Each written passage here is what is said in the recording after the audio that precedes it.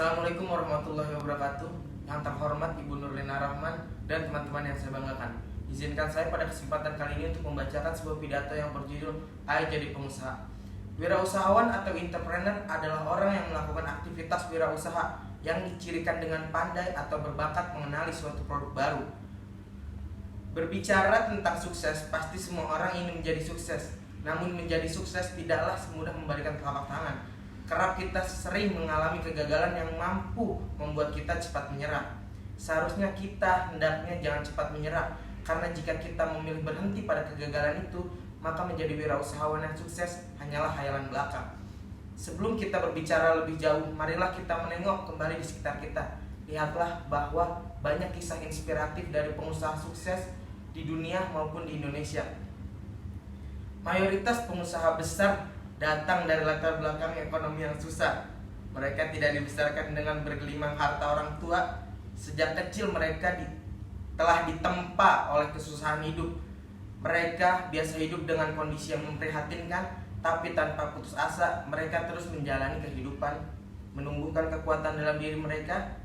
Kita semua pasti tahu kisah inspiratif Jack Ma, sang pendiri Alibaba, jauh dari negeri Cina sana. Ada orang yang serba hidupnya kekurangan saat masih muda. Ia adalah salah satu orang yang lamaran kerjanya ditolak oleh salah satu perusahaan waralaba terbesar di internasional.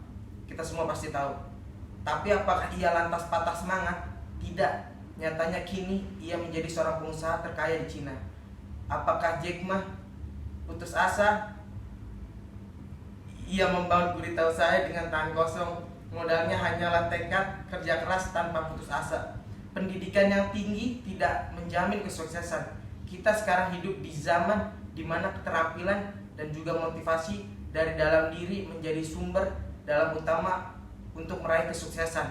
Lalu apa keterampilan yang harus dimiliki oleh seorang pengusaha? Wirausahawan yang sukses harus punya keterampilan untuk menciptakan peluang. Pengusaha harus bisa melihat kesempatan peluang usaha dari lingkungan. Mayoritas pengusaha yang telah berhasil, kemudian ia memperkerjakan orang-orang yang berpendidikan tinggi. Mereka memperkerjakan kalangan profesional di perusahaannya. Mereka bisa menggaji ratusan bahkan ribuan karyawan. Dari sinilah perekonomian suatu negara disokong. Angka pengangguran berkurang.